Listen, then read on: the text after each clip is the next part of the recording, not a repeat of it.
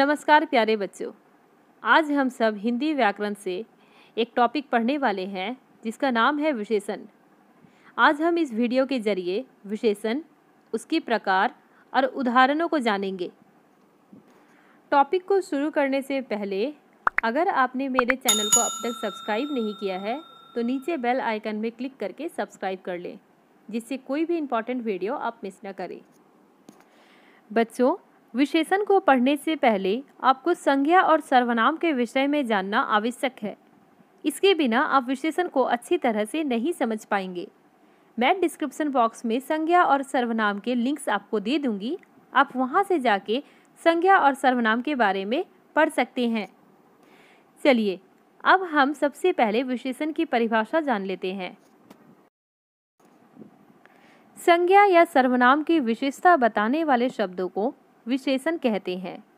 आप सभी जानते हैं बच्चों, संज्ञा मतलब नाम वाले शब्द और सर्वनाम का अर्थ होता है जो संज्ञा के स्थान में आते हैं, और जो संज्ञा और सर्वनाम की विशेषता बताते हैं उसको विशेषण कहते हैं। आइए इसे कुछ उदाहरणों के माध्यम से हम समझने का प्रयास करते हैं। लाल फूल, पीली कार। आप यहाँ देख सकते हैं बच्चों, फूल और कार संज्ञा शब्द हैं क्योंकि ये नाम है, और फूल की विशेषता क्या है कि वह लाल रंग की है। लाल यहाँ पे विशेषण है क्योंकि यह संज्ञा की विशेषता बता रही है।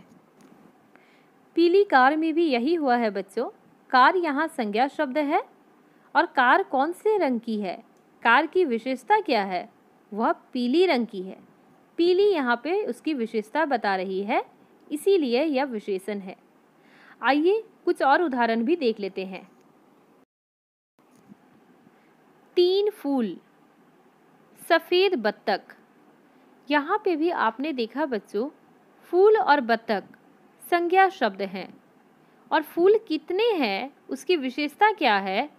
यहाँ पे 3 फूल हैं, 3 यहाँ पे विशेषण है, और बत्तख का रंग बताया गया है, यह उसकी विशेषता बताई गई है सफेद, यह विशेषण शब्द है।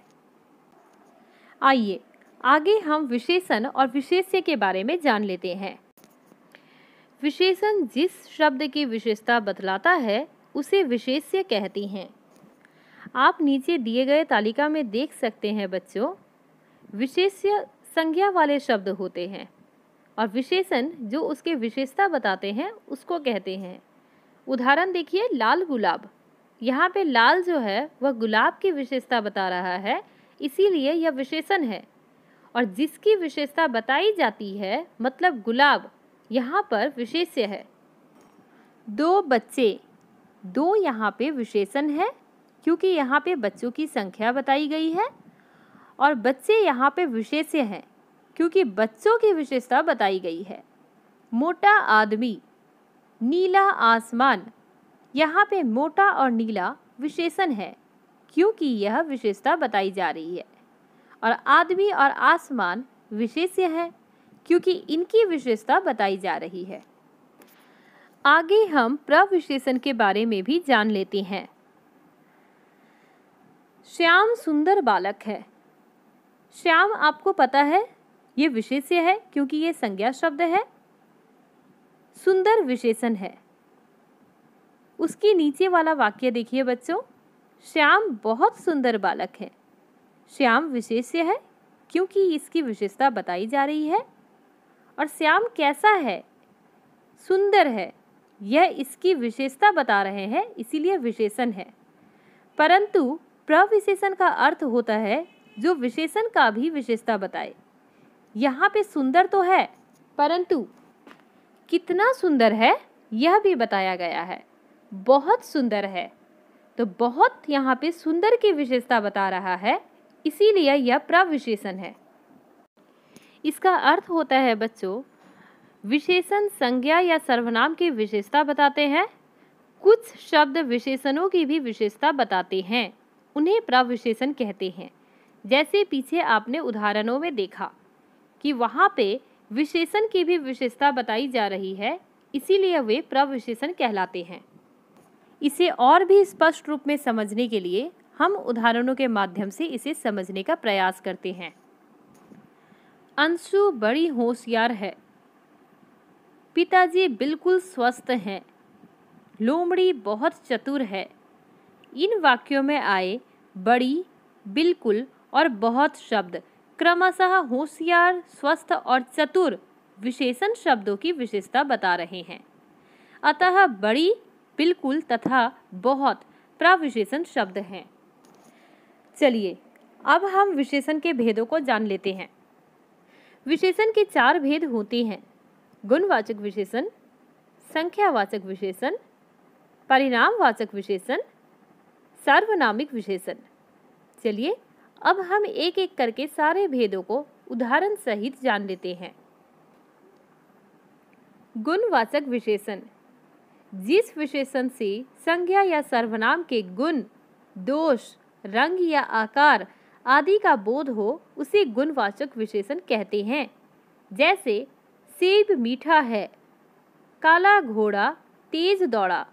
यहाँ पे आपने देखा बच्चों, सेब की गुण बताई गई है कि वह मीठा है, इसीलिए यह गुणवाचक विशेषण का उदाहरण है। और घोड़े का भी रंग बताया गया है कि घोड़ा काला रंग का है, इसीलिए यह गुणवाचक विशेषण का उदाहरण है। गुणवाचक विशेषण के उदाहरण हम देख लेते हैं। गुण और दोष जहाँ पर बताए जाते हैं, जैसे भला बुरा, सच झूठा, दुष्ट आलसी, पवित्र शांत आदि। जहाँ पे रंगों के बारे में बात हो वह भी गुणवाचक विशेषण के उदाहरण होते हैं। सफ़ेद, हरा, काला, पीला आदि। दशा और अवस्था के बारे में जब बात होती है, जैसे धनवान, निर्धन, दुर्बल, यह भी गुणवाचक विशेषण के उदाहरण हैं। दिशा मतलब होते हैं डायरेक्शंस, उत्तर, पूर्वी, पश्चिमी, दक्षिणी, यह भी गुणवाचक विशेषण के उदाहरण हैं। एक बात को हमेशा याद रखिएगा बच्चों कि गुणवाचक विशेषण में सिर्फ पॉजिटिव बातें ही नहीं आती, यहाँ पे नेगेटिव गुण भी आते हैं, जैसे बदमाश, बुरा, लालची आदि। जब आकार के बारे में बात हो, बड़ा, गोल, लंबा, छोटा, यह भी गुणवाचक विशेषण का उदाहरण है।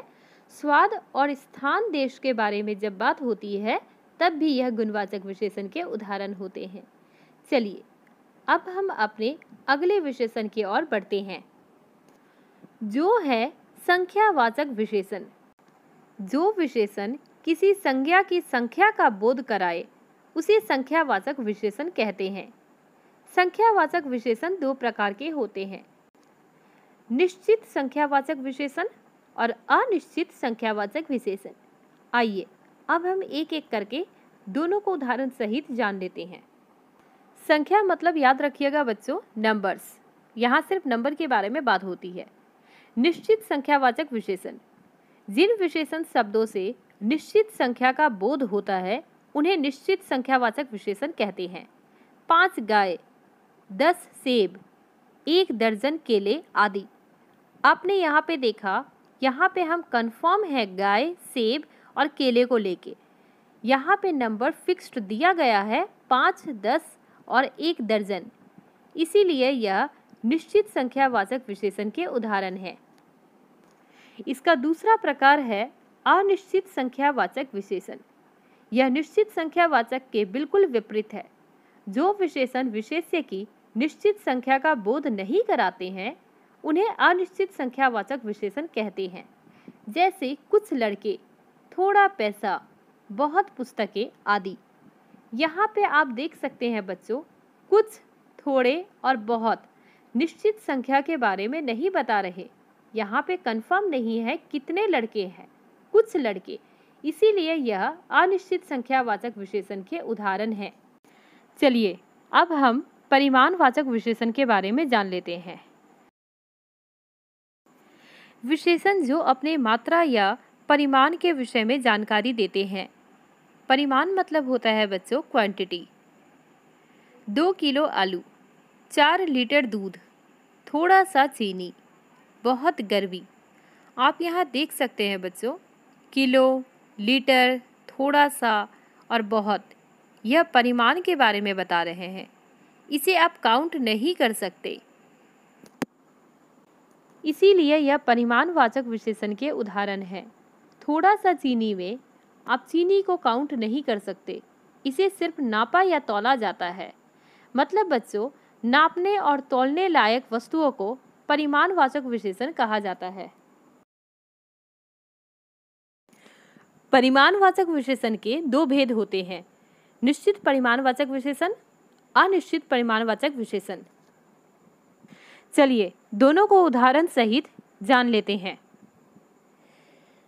निश्चित परिमाणवाचक विशेषण, जिन विशेषण शब्दों से किसी वस्तु के निश्चित मात्रा का ज्ञान हो उन्हें निश्चित परिमाणवाचक विशेषण कहते हैं। 4 किलो आटा देना, 10 मीटर कपड़ा देना। यहाँ पे निश्चित मात्रा का बोध हो रहा है, 4 किलो 10 मीटर, इसीलिए यह परिमाणवाचक के उदाहरण है।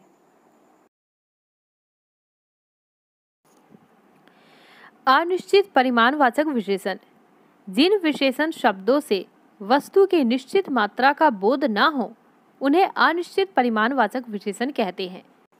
जैसे थोड़ा सा दूध लेकर आओ, चाय में थोड़ी चीनी डालो।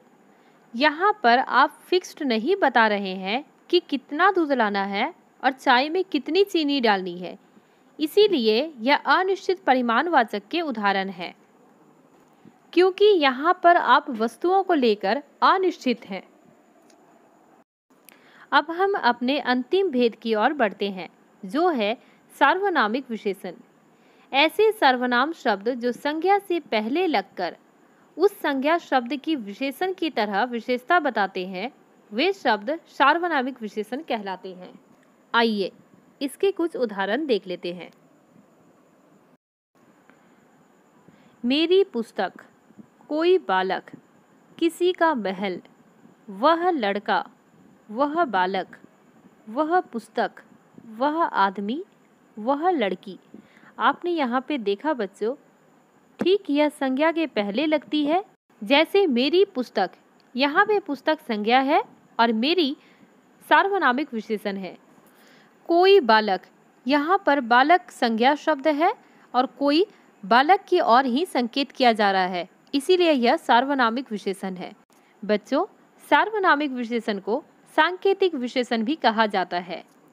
आशा करती हूँ आपको विशेषण अच्छे से समझ में आ गया होगा। मिलते हैं हम अपने अगले वीडियो में। धन्यवाद।